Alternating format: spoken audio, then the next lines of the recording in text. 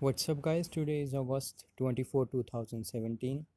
I have the editorial from the Hindu Businessline, the financial newspaper of the Hindu. So let's start. Historic judgment. By decreeing that privacy is a fundamental right, the Supreme Court has opened the door to the possibility of other landmark decisions. It isn't it often that we are given the privilege of watching history unfold before our eyes?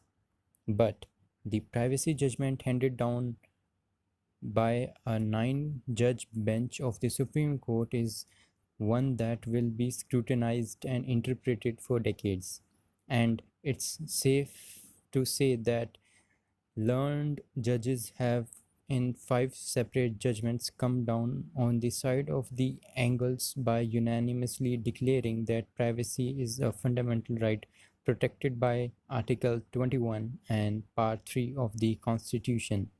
To make their position crystal clear, the judges also did a considerable amount of judicial cleaning up of specifically overruled earlier judgments like MP Sharma and Khadak Singh to the extent they held that privacy was not a fundamental right.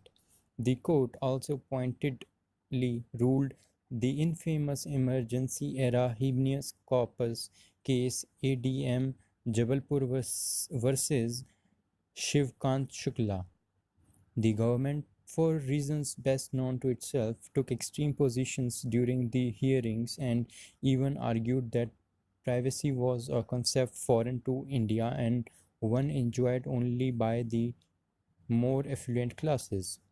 This was turned down by sternly, uh, saying again, this was turned down sternly by Justice D.Y. Chandrachud, who wrote the majority judgment saying, the refrain that the poor need no civil and political rights and are concerned only with economic well being has been utilized through history to wreak the most egregious violation of human rights. The judges also quoted extensively from Constituent Assembly deliberations to refute the Attorney General's arguments that the right to privacy had been left out after much discussion at the time. An alternative stand by the Attorney General that privacy is a common law, saying again, an alternate stand by the Attorney General that privacy is a common law right but not enshrined as a fundamental right was also firmly rejected. Justice Chandrachud noted, evaluating a right to the position of a constitutionally protected right places it beyond the pale of legislative majorities.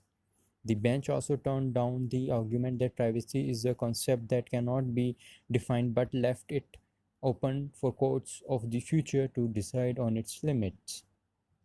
The court's judgment will serve as a guideline in many cases that will scheduled to come up in the near future, most importantly the Aadhaar case. Beyond that, the court also pointed out that data protection is very much part of citizens' right to privacy. It, however, did not go into detail as government announced during the hearing that a committee headed by retired judge B.N. Shri Krishna will go into the subject. Beyond all that, the court also opened the possibility that the Suresh Kumar Kaushal versus Nas Foundation case, which upheld Section 377 of the Penal Code, will be looked at again.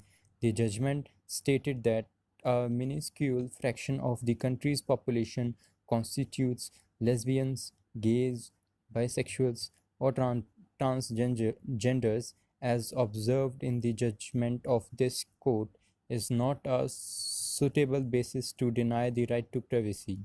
The privacy case was heard in record time and will surely be a landmark for a very long time to come. Thank you.